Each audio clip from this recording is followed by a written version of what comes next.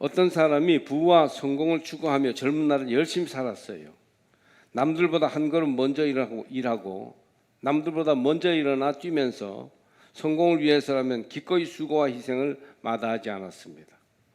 그래서 어느 정도 생활 기반도 잡고 잘 산다는 소리를 듣게 됐어요. 그러나 나이가 들면서 그 사람은 점점 부와 성공만을 추구하는 인생의 한계를 느끼기 시작했습니다. 부와 성공보다는 심리와 사랑, 인간관계가 자기 삶의 중요한 요소가 된다는 것을 깨달았습니다. 그래서 앞으로 남은 인생은 그런 면에 더 치중하는 삶을 살겠다고 하였습니다. 그 사람이 그런 마음을 먹은 것은 우선 부와 성공을 얻더라도 사랑을 잃어버리면 삶에 참 보람이 없다는 점 때문입니다. 부와 성공은 삶에서 중요한 내용이지만 사람의 마음을 얻고 나누는 사랑이 없다면 진정한 행복이라 할 수 없는 것이죠. 따라서 사람의 심리를 이해하고 사랑을 얻는 것이 더 중요하고 그 위에 부와 성공도 따라야 한다는 것이에요.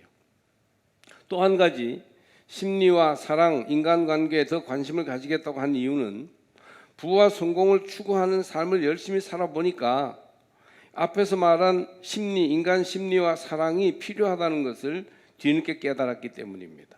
요즘 기업 경영에서도 사람의 심리와 사랑, 인간관계가 상당히 중요하게 여겨져요.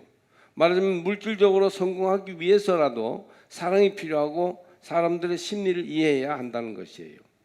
사람을 얻고 어떤 사람들의 열정을 요구하려면 바른 인간관계와 사랑의 마음을 바탕으로 해야 한다는 것이죠. 저도 목회를 40년 넘도록 해보니 목회 성공, 교회 부흥 이런 것들이 이제는 차츰 크게 다가오지 않습니다.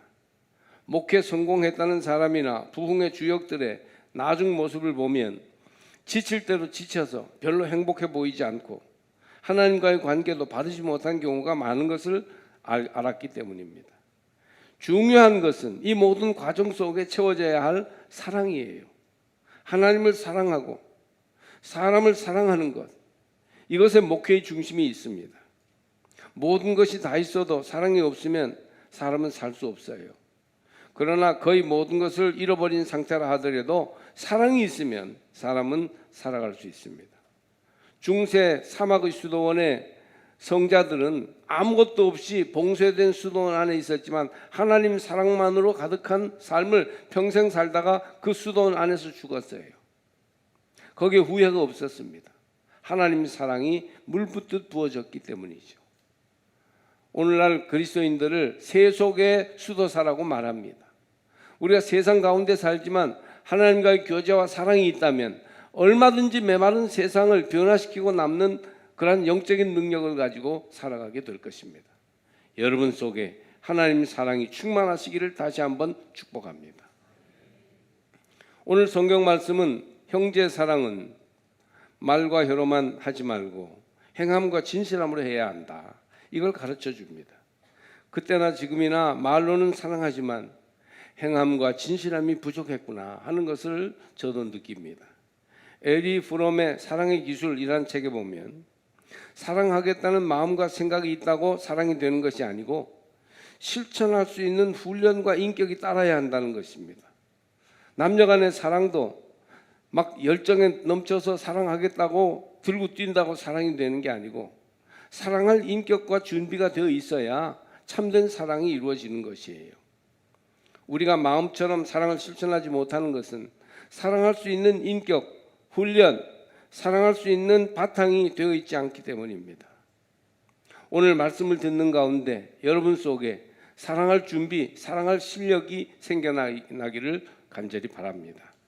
우리 모두는 예수를 믿고 거듭나 새 사람이 되었어요. 그러니 새 사람답게 살아야 됩니다. 예수 믿는 새 사람의 가장 큰 특징 중에 하나가 바로 풍성한 사랑 안에 사는 것이에요. 예수 믿는 사람다운 특징이 나타나야 할 텐데 그게 바로 하나님 사랑과 이웃 사랑이라고 성경은 말합니다. 너희가 서로 사랑하면 이로써 모든 사람이 너희가 내 제자인 줄 알리라. 요한복음 13장 35절 말씀이죠. 사랑을 하는 걸 보면 예수님 제자인 줄 알게 된다는 거예요. 그러니 구원받은 사람이 가장 관심을 가져야 할 것이 바로 행함과 진실함으로 사랑하는 것입니다. 가장 큰 계명이 무엇입니까? 어떤 율법 교사가 자기를 옳게 보이려고 예수님께 무엇을 해야 영생을 얻겠느냐고 하였을 때 예수님이 너는 율법의 가르침을 어떻게 배우고 알고 있느냐? 그러자 하나님을 사랑하고 이웃을 사랑하는 것이라 대답이 나왔어요. 하나님 사랑이 믿음의 출발이요, 이웃 사랑이 믿음의 결과예요. 하나님을 사랑하는 사람은 그 사랑 안에 거하여 영적인 기쁨과 은혜를 누리고, 구원받은 이 영적인 기쁨이 있는 사람은 하나님을 사랑하는 가운데 이웃까지 사랑하게 되는 것이에요. 여러분은 하나님을 사랑하십니까? 여러분 정말 하나님 사랑하는 마음이 있어요? 우주와 대자연을 주시고 생명을 주시고 나의 삶을 여기까지 인도하신 하나님에 대한 근본적인 감사와 사랑이 있습니까? 하나님 사랑으로 그 은혜와 복을 넉넉히 누리시기를 바랍니다. 그러나 하나님을 사랑함이 없이 교회를 다니면서도 율법적인 신앙생활을 하거나 그러다 보니까 형제와 이웃을 사랑하지 않는 사랑이 메마른 사람들이 교회 안에도 적지 않습니다. 이것이 한국 교회의 위기가 되고 있는 것이에요. 하나님 사랑, 거기에 바탕을 둔 이웃 사랑, 친구 사랑, 오늘 이 사랑이 우리 삼척제일교회 위에 강같이 흐르기를 간절히 바랍니다. 그러려면 하나님 사랑이 먼저 우리 안에 있어야 해요. 16절에 보니까 그가 우리를 위하여 목숨을 버리셨으니 우리가 이로써 사랑을 알고, 예수님의 십자가, 예수님의 죽으심으로 하나님의 사랑을 알게 됐다는 거예요. 예수님 사랑이 얼마나 기가 막힌 사랑인지, 얼마나 큰 사랑인지, 얼마나 완전한 사랑인지, 얼마나 영원하고 거룩한 사랑인지 이걸 깨닫게 되면 이로써 우리가 사랑을 알게 되기 때문에 그 사랑을 나누어 줄 수 있는 준비가 된다는 거예요. 요한복음 15장 13, 14절은 친구를 위해서 목숨을 버리는 사랑을 이렇게 말씀합니다. 사람이 친구를 위해서 자기 목숨을 버리면 이보다 더 큰 사랑이 없나니 너희는 내가 명하는 대로 행하면 곧 나의 친구라. 그래서 친구 간의 사랑도 하나님과의 사랑에 밀접한 연관이 있게 되기 때문에 하나님이 명하시는 대로 행하면 곧 그 친구의 사랑이 우리 가운데 이루어지게 된다는 것입니다. 사람이 친구를 위해서 목숨을 버린다는 것은 뭐 어떤 자기 생명을 위기 가운데 친구를 위해서 직접 내놓는다는 것을 의미하기보다는 날마다 친구를 위하여 나를 희생하고 그 친구를 배려해 주는 것을 뜻합니다. 주님이 그런 사랑으로 우리를 사랑하셨다는 것입니다. 그러므로 우리는 날마다 예수 그리스도를 위해 희생함으로 우리가 주님의 친구임을 증명할 기회를 얻습니다. 또 그 사랑으로 다른 친구들을 품고 사랑하게 될 때 하나님의 사랑이 부음받아요 이웃 사랑, 친구 사랑에까지 온전히 이루어지게 되는 것입니다. 가까운 친구는 부부 사이고 가족이에요. 가족 사랑도 하나님의 사랑에 기반을 둘 때 물붓듯 풍성이 임하게 될 줄 믿습니다. 순간적인 육신의 죽음을 넘어서서 연속적인 자아의 죽음을 여기서 의미하고 있습니다. 자, 그러면 이런 하나님의 사랑이 부음받아서 우리가 어떻게 이웃을, 친구를 사랑할 것인가? 세 가지로 말씀을 드리려고 해요. 첫째는 진실한 사랑은 사랑이 필요한 사람들과 함께 있어주는 것입니다. 함께 있어주는 것. 어려울 때, 힘들 때 곁에 누군가 있으면 얼마나 힘이 됩니까? 그때 돌아보아 함께 의지가 되어줄 수 있는 것이 바로 사랑이에요. 함께 있는 것. 빈민선교, 빈민사랑을 얘기하는데 빈민선교는 빈민들과 함께 하는 거예요. 가난한 사람들과 함께 하는 것이 빈민사랑이요, 빈민선교죠. 농촌 선교한다 그러는데 농촌에 잠깐 머물러 있다가 몇 년 고생하고 다시 도시로 가서 편안하게 살겠다 이게 아니고 농촌에 마음을 두고 농촌에 정주하는 데에서부터 농촌 선교, 농촌 사랑이 이루어지는 것이죠. 오래전에 젊은 전도사 한 분이 청계천 빈민 선교를 했어요. 그래서 내가 정말 청계천에 사는 어려운 사람들을 내가 품고 그들을 끝까지 사랑하겠다. 내 목숨을 바치겠다. 이런 열정을 가지고 집집마다 다니면서요. 뭘 도와드릴까요? 뭐든지 말씀하세요. 제가 도와드릴게요. 이렇게 얘기했답니다. 그래서 이제 한 집, 두 집 다니다 보니까 사람들이요 돈을 끌어오더래요. 근데 한 집, 두 집 돈을 끌어오는데 처음에는 어떻게 급한 대로 어디에서 빌려서 꿔주기도 하고 그랬는데 나중에는 감당할 수 없었습니다. 그래서 아니 교회에 무슨 돈이 있다고, 이 젊은 전도사가 무슨 돈이 있다고 제게 돈을 끌어오십니까 했더니 오히려 놀라면서 아니 뭐든지 도와준다고 할 때는 언제고 우리에게 제일 필요한 게 돈이기 때문에 돈 좀 꿔달라는데 그걸 못 해주느냐고, 이제 와서 오리발을 내밀면 어떡하냐고 이렇게 오히려 놀라더라는 거예요. 교회에서 도와준다는 것은 다른 차원이었는데 사람들은 도움을 돈으로 이해한 것입니다. 돈을 처음에는 조금 꿔주었지만 그 결과는 어떻게 되냐면 돈 잃고 사람 잃었어요. 돈을 못 갚으니까 교회도 안 나오고 오히려 슬슬 피하게 됐다는 것이죠. 그래서 이 전도사님이 아이고 안 되겠다, 그냥 가만히 있어야 되겠다. 그래서 그 동네에서 그냥 가만히 살았습니다. 차츰 그 사람들의 입장과 살아가는 모습이 이해가 되고, 이해가 되니 대화가 되며 대화 속에서 사랑할 수 있는 방법이 생겨나더라는 겁니다.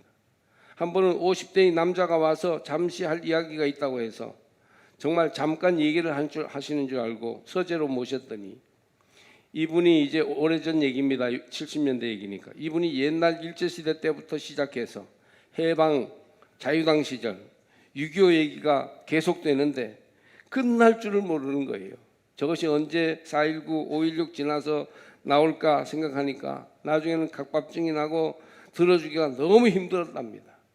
그런데 중간에 끊으려고 해도 침을 튀기면서 얼마나 열심히 얘기하시는지 끊을 자리가 없었어요. 그래서 오늘은 아주 죽었다 생각하고 그리고 얘기를 들어주고 또 들어줬는데 결국은 5시간 20분을 얘기했답니다. 배도 안 고픈지 오늘은 간단하게나마 이것으로 마치겠습니다. 그렇게 그 얘기가 끝났답니다. 나중에는 아이고 이젠 절대 감당 못하겠다, 10시간도 더 되겠구나 하면서 보냈는데 다음 날 사람들이 도대체 그 아저씨한테 뭘 그렇게 잘해줬냐고 묻더랍니다. 왜 그러냐고 했더니 그 양반이 동네를 다니면서 저 전도사 크게 될 사람이요, 저 사람 인물이 보통 사람이 아니요, 이렇게 칭찬을 하더라는 것입니다. 가만히 있어서 얘기를 들어준 거예요. 그동안은 그 사람에게 맺힌 얘기를 끝까지 들어주는 사람이 없었던 것입니다. 진정한 마음의 교류와 만남이 있을 수가 없었던 것이에요. 사랑은 가만히 들어주는 것, 머물러 있어주는 것입니다. 대단히 중요해요. 그 사람의 눈높이에 맞춰 그 사람이 처한 곳에 같이 있어주려 하는 것, 그럼으로써 거기에서부터 진정한 이해와 대화가 가능해지는 것, 이게 사랑이에요. 가르치려고 하지 말고 사랑하는 사람에게는 들어주십시오. 가만히 함께 있어주길 바랍니다. 틀림없이 그러면 사랑을 잘할 수 있게 돼요. 하나님께서는 우리에게 한 개의 입과 두 개의 귀를 주셨어요. 많이 듣고 조금 말하라는 것이죠. 그렇게 함으로 사랑을 이루시기 바랍니다. 둘째로 사랑은 스스로 설 수 있게 도와주는 것이에요. 내가 주인이 아니고 주체가 당신이 되는 게 사랑이에요. 그래서 그 사람이 스스로 설 수 있게 돕는 것이죠. 사람들이 잘못 알고 있는 것 중에 하나가 내가 뭔가 커져서 뭔가를 자꾸 주고 자꾸 베풀려고 하는, 이게 사랑인 줄로 알아요. 사랑은 내가 커지는 게 아니고 상대방이 커지고 중요해지는 것이에요. 자꾸 주어버릇만 하면 점점 받기만 좋아하고 거지 근성만 길러서 나중에는 원망하게 됩니다. 사랑은 기브 앤드 테이크인데 주는 게 있고 받는 게 있어야 되는데 정당하게 주고 정당하게 받아야 돼요. 합당하게 주고받는 관계가 사랑이에요. 그러려면 자꾸 주기만 하려고 하지 말고 못 줘서 안달하지 마시고 어떻게 그 사람이 스스로 서서 줄 수 있는 사람이 될까를 고민하셔야 됩니다. 그 사람이 무엇을 할 수 있는지를 살펴서 작은 힘이라도 힘을 내서 하게 함으로 스스로 설 수 있도록 돕는 것이 사랑이에요. 유치원 아이들 교육할 때 유치원 아이들이 어리고 부족하기 때문에 거기에다 뭔가 자꾸 줘야 된다고 생각하는데 사실은 유치원 아이라는 인격체를 정당하게 하나님의 형상을 띠고 있는 사람으로 보아서 그로 하여금 기여하게 하고 고백하게 하고 사랑하게 할 수 있게 하는 것, 이게 유치원 교육이죠. 가난하다 못한다는 부정적인 생각을 바꾸도록 도와야 합니다. 자꾸 의지하게 하기보다 어느 정도 되면 스스로 서서 남을 도울 수 있도록 해야 합니다. 여러분, 그렇게 사랑함으로 그 사람이 스스로 설 수 있도록 도우시기 바랍니다. 인도네시아의 우리 동기가 오래 선교사로 일하고 있어요. 거의 40년 됐습니다. 그래서 저희 동기들이 많이 돕고 여러 교회를 세웠어요. 한때 1,000만 원이면 교회 하나를 세워서 여러 사람들이, 그게 적은 돈은 아니지만 특별 기념으로 자기네들의 돈을 특별히 구별해서 은퇴 기념 혹은 회갑 기념, 자녀 기념으로 교회를 세워주었습니다. 제 친구는 수마트라 섬의 메단이라는 지역에서 선교했는데 거기서 교회를 수백 개를 지었어요. 그래서 한 번은 교회 개척 봉헌 예배에 참석했습니다. 제가 원주 있을 때 얘기입니다. 그런데 가보니까 조금 실망스러웠어요. 수십 년 전부터 수백 교회를 세우고 계속 선교비를 주고 도왔는데 그 교회들이 계속 커가고 계속 훌륭하게 지역사회를 복음화시키는 일을 못하는 경우가 훨씬 많았어요. 수백 교회를 세웠는데 수십 교회도 안 남았어요. 어떤 교회는 가보니까 완전히 폐허가 돼버리고 만 교회들도 있었어요. 도와줄 때까지만이었어요. 도움을 받고 나서 더 이상 그들이 스스로 크지 않았던 것이에요. 3, 40만 원이면 현지 교역자들이 생활할 수 있게 하는 돈이기 때문에 우리 지역의 교회들이 계속 선교비를 수백 교회에 도와주고 있었는데 생활비를 다 감당해 주었는데 거기까지예요. 도와주는 것 단물 빨아먹듯이 빨아먹고 더 이상 그들이 크지 못하는 거예요. 도움이 없으면 아무 일도 하지 않는 교회가 되어버렸어요. 선교하라, 선교비 주세요. 교육하라, 교육 지원비 주세요. 사회봉사하라, 봉사비 주세요. 이렇게 되는 것이었어요. 이제는 교회 세워도 필요가 없고 다른 사역을 하도록 도와줘야 한다, 이런 말을 하는 걸 들어야 했습니다. 여러분, 사랑이 뭡니까? 계속 주는 것입니까? 퍼주고 퍼주고 또 퍼주는 거예요? 그래서 완전히 의존하여 아무것도 못하는 사람을 만드는 게 사랑이겠습니까? 아니죠. 사랑은 스스로 설 수 있도록 도와주어야 합니다. 정 힘이 들 때는 밥도 주고 돈도 주어야 하지만 최소한으로 족한 것이에요. 정말 그 사람이 자기의 능력과 기회를 살려 하나님 앞에서 스스로 서게 하는 것이 중요해요. 때로는 사랑하기 때문에 야단도 쳐야 되고 매몰차게 거절도 해야 합니다. 조금 크면 봉사도 하고 남을 돕게도 해야 합니다. 계속 도와만 주어서 무능자, 만성적인 의존자가 되게 하는 것은 그 사람을 절대 바로 사랑하는 것이 아닙니다. 조금 규모가 있는 교회들은 아이들을 자꾸 교육비 예산을 많이 들여서 자꾸 이렇게 뭔가를 먹여주려고, 뭔가를 자꾸 베풀어 주려고 선물도 주고 간식도 주고 이렇게 하는 것으로 교육이 이루어지는 때가 많습니다. 믿음의 도리를 가르쳐주고 복음이 뿌리내리게 해야 되는데 예산을 들여 아이들 먹이고 선물 주면서 대충 교회 학교를 유지하려는 경향이 있는데 이것은요 큰 폐단이 됩니다. 사랑의 이름으로 행하는 오도예요. 잘못 끌고 나가는 겁니다. 사랑을 베풀 줄 모르고 도움만 받는 사람들이 결국 복음을 버리고 교회를 배반하고 떠나게 되는 아픈 결과를 가져오는 경우가 많습니다. 말씀과 진실한 사랑으로 가르쳐야 합니다. 예수 그리스도의 진실한 십자가 사랑이 아니고는 참된 신앙교육이 될 수 없습니다. 그들에게 복음을 주십시오. 그들에게 말씀 안에 양육되도록 하셔야 합니다.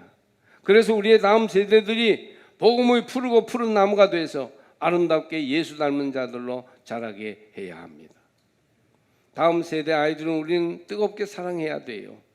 그런데 그 사랑은 베풀어주는 데에서 시작하여 스스로 설 수 있게 돕는 것으로 나가야 합니다. 함께 있어 주어야 하고 어린이들 눈높이에 맞춰야 하지만 그러나 스스로 서도록 돕는 일을 적극적으로 해야 합니다. 교회학교 교육은 간식이나 선물이 필요하긴 하지만 거기에 그쳐서는 안 되고 신앙 안에서 스스로 서도록 도와주어야 합니다. 훨씬 어렵고 훨씬 크고 훨씬 무거운 사랑을 주십시오. 한 명이라도 참 사랑으로 스스로 설 수 있도록 키워주시기 바랍니다. 그럴 때 머지않아 교회 학교가 바르게 크게 부흥하게 될 것입니다. 받는 사람으로 키우지 말고 주는 사람으로 우뚝 세우는 그런 신앙교육을 할 수 있기를 주의 이름으로 축복합니다. 셋째로 사랑은, 진정한 사랑은 복음으로 변화시키는 것입니다. 복음을 줘. 그 복음이 그 사람의 중심을 새 사람으로 만들게 하는 것, 이것보다 큰 사랑은 없어요.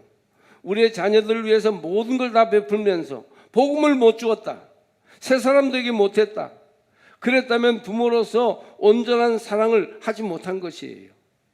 최고의 사랑은 참된 인생의 도리요 구원의 길인 예수를 전해주는 것이요, 그로 하여금 한 번 태어난 인생이지만 새 사람이 되어 새롭게 살 수 있도록 해주는 것입니다. 예수님이 광야에 배고픈 사람들에게 보리떡 5개와 물고기 2마리로 배부르게 하고 12광주리를 남게 하신 것은 배고프니까 이제 먹어야 되겠다, 먹이는데 목적이 있는 것이 아니었어요.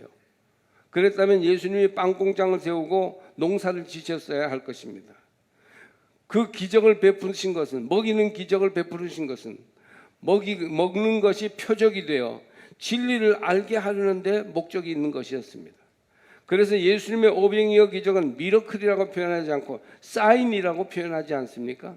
믿음의 표시가 되었다. 그걸 통해서 믿음을 알게 되었다. 예수가 생명을 주는 분이심을 알게 되었다. 그런 얘기지요. 그러므로 육신의 떡보다 귀한 것은 생명의 복음떡입니다. 여러분, 우리의 사랑하는 사람들에게 이 복음떡이 전해지도록, 예수가 전해지도록 마음의 결단을 하시기를 바랍니다. 육신의 떡보다 귀한 것은 생명의 복음떡이에요. 기적이 중요한 게 아니라 그것으로 보여주려는 진리가 중요한 것입니다.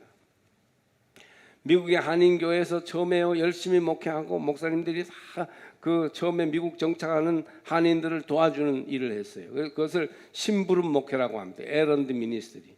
그래서 법적인 문제도 돌보고 먹는 거, 아이들 학교 문제, 차 사는 거, 집 알아보는 거 다 교회가 도와줬어요. 그러다 보니까 저절로 그들이 교회에 정착하게 되고 교인이 됐어요. 근데 복음은 들어가지 않고 교회의 심부름과 돌봄에 도움을 받아서 그래서 언급결에 그냥 교인이 된 거예요. 그런데 심부름 목회한 교회가 다 나중에 갈라지고 목사님 내쫓고 상처받고 힘들어졌습니다. 왜냐하면 사람을 변화시키는 것은 심부름과 돌봄이 아니라 복음이기 때문이에요. 인간적인 친절과 돌봄은 복음을 위한 준비 단계이지 그것 자체가 복음일 수는 없어요. 복음만이 사람을 변화시킵니다. 복음만이 죄를 씻습니다. 복음만이 하늘로 가는 영원한 길, 믿음의 길을 우리 앞에 놓을 수가 있습니다.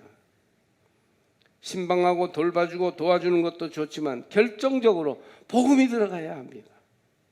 복음으로 변화시켜 바로 예배드리는 사람으로 세워주는 것만이 사람을 살리는 진짜 사랑입니다.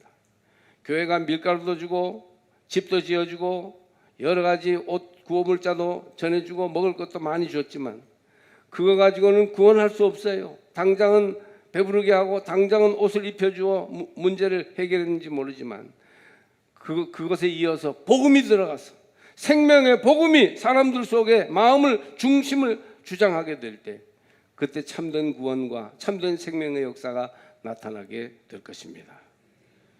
아모스도 일찍이 영적인 갈급함을 이렇게 말했어요. 주 여호와께서 가라사대 보라 날이 이를지라 내가 기근을 땅에 보내리니 양식이 없어 주림이 아니며 물이 없어 가람이 아니요 여호와의 말씀을 듣지 못한 기갈이라. 아모스 8장 11절 말씀이죠. 누가 뭐라 해도 사람에게 가장 필요한 것은 진리 말씀이요 복음입니다. 그러므로 이웃을 사랑한다면, 가족을 사랑한다면, 친구를 사랑한다면 때를 얻든지 못 얻든지 생명과 젊음을 기울여서 복음을 전하십시오. 그 복음만이 사람을 변화시키고 새롭게 할 것입니다. 한 부인이 남편에게 복음을 전했어요. 약사인 부인은 결혼하기 전부터 남편에게 약속을 받았습니다. 당신 나와 결혼하면 예수 믿어야 돼. 함께 신앙인이 되어야 해. 그러자 이 약사를 사랑했던 남자는 그럼 난 교회 다닐 거야. 당신보다 더 열심히 나갈지 몰라. 이러면서 그 아내의 마음을 얻으려고 했습니다. 그렇게 결혼 전에 다짐을 받고 또 다짐을 받았으나 잠시 신용만 했을 뿐 절대 말을 듣지 않고 얼마 나가다가 금방 나가지 않고 다음부터는 세속에 빠진 생활을 했습니다. 결혼 전에 술을 좋아했는데 늘 술상을 차려달라는 요구가 많았습니다. 그게 아내가 제일 하기 싫은 일인 줄 알면서도 마치 술상 차리는 것이 사랑의 징표라도 되는 것이냐 그렇게 번번이 요구했습니다. 하루는 밤이 늦었는데 남편이 불쑥 다른 친구를 데리고 와서는 아내가 나를 사랑하니까 술상을 차려줄 거라고 그리고 술상을 차리라고 했습니다. 수십 년 전 얘기예요. 요즘은 이렇게 했다가는 그날로 쫓겨납니다. 남편으로는 부인을 시험하는 것이었습니다. 부인은 기가 막혔지만 아무 소리 안 하고 정성껏 술상을 보아 남편에게 주고는 걷는 방에 들어가 울면서 기도했습니다. 하나님, 저 남자 버리지 말아주세요.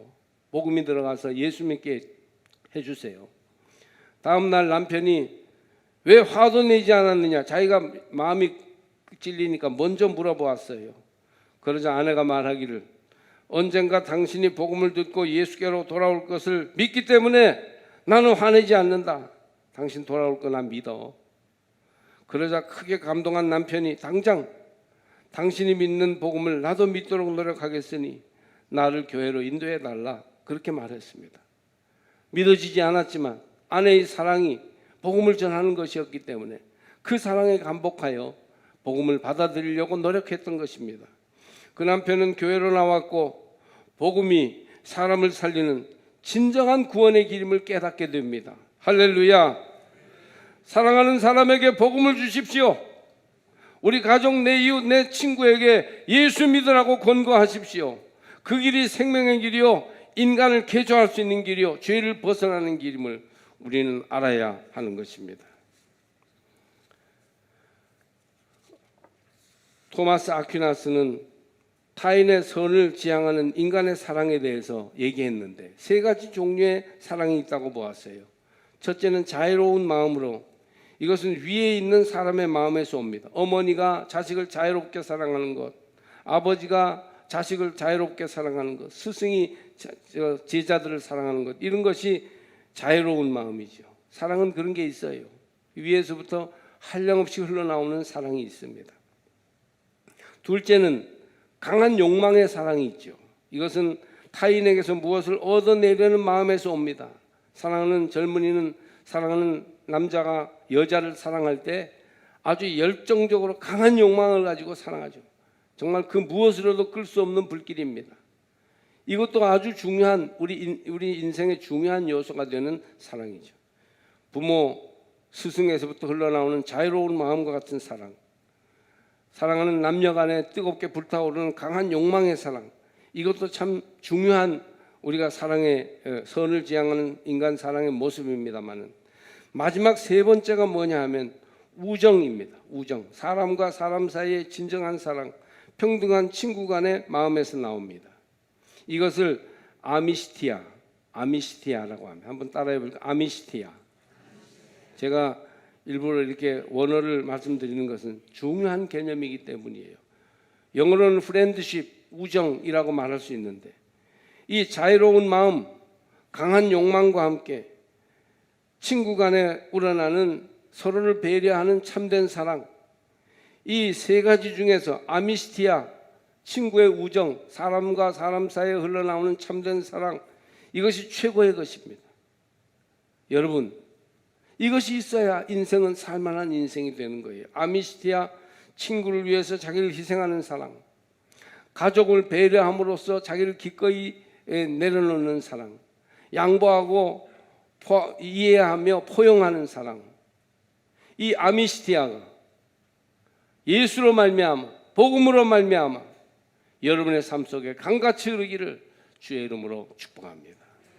교회학교 다음 세대를 우리가 가르치는데 여름 성경학교 여름 수련회 온 나라를 이구석 저구석으로 돌아다니면서 우리가 교육을 하는데 이 수련회와 성경회 학교를 통해서 아미시티아, 서로를 배려하고 친구를 위해서 자기를 희생하는 사랑이 충만하게 임하기를 간절히 축복합니다. 이제 우리가 부흥회를 지나고 새로운 믿음의 차원으로 도약하여 하나님을 사랑하고 이웃을 사랑하는 삶을 살아야 할 텐데 여러분 속에 아미시티아, 친구를 사랑하는 이 사랑, 예수께서 십자가 위에서 보여주신 이 사랑이 충만하게 임하기를 주의 이름으로 축복합니다.